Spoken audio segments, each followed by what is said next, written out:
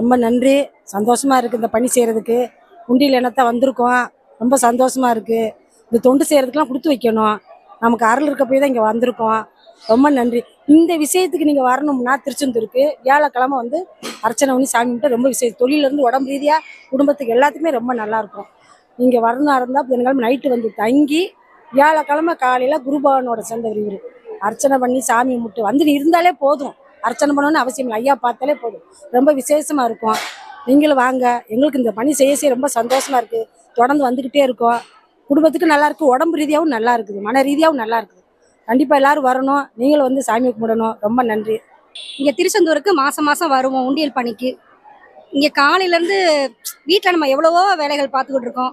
அது மன நிம்மதிக்காக வீட்டில் வந்தோம்னா நிம்மதியாக ஒரே மைண்டில் இருக்கிற மாதிரி ஸ்ட்ரெஸ் இல்லாமல் இருக்கிறோம் எல்லாரும் சேர்ந்து. வீட்டில் நம்ம எப்போ பார்த்தாலும் வேலை பார்த்துக்கிட்டு இருக்கோம். இங்கே நம்ம வரதுல நிம்மதி இருக்குது. ஒரு மாதம் நம்ம என்ன நினைக்கிறோமோ முருகர் அதை நடத்தி கொடுக்குறாரு. வரும்போது இன்னைக்கு தான் சார் இவங்ககிட்ட சொல்லிட்டு வந்தேன். போன வருஷம் மயில் பார்த்தோம் போன மாதம் அப்படின்னு நினச்சேன். இப்போ பாருங்கள் உங்களுக்கு பின்னாடி அந்த மரத்துக்கு பின்னாடி ஒரு மயில் இருக்குது. அது சந்தோஷமா இருக்குது சார். முருகரே எங்களை பார்க்குற மாதிரி. இவரோட கருணை இருந்தால் தான் நம்ம இங்கே வர முடியும். முருகரோட கருணை இருந்தால் தான் வர முடியும்.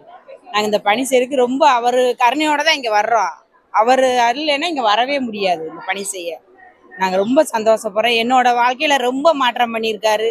வர வர நல்லா இருக்கும் இந்த சன்னதிக்கு வர. ஆனால் வருஷத்துக்கு ஒரு தான் வந்தாலே ரொம்ப விசேஷமா இருக்கும் கோயிலுக்கு. நாங்கள் எல்லாருமே சிவகாசிலேருந்து வரோம்.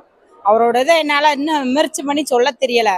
அவரோட மகிமையை வந்து இன்னும் மேலும் மேலும் நல்ல பலனை கொடுத்துக்கிட்டே தான் இருக்காரு எனக்கெல்லாம்.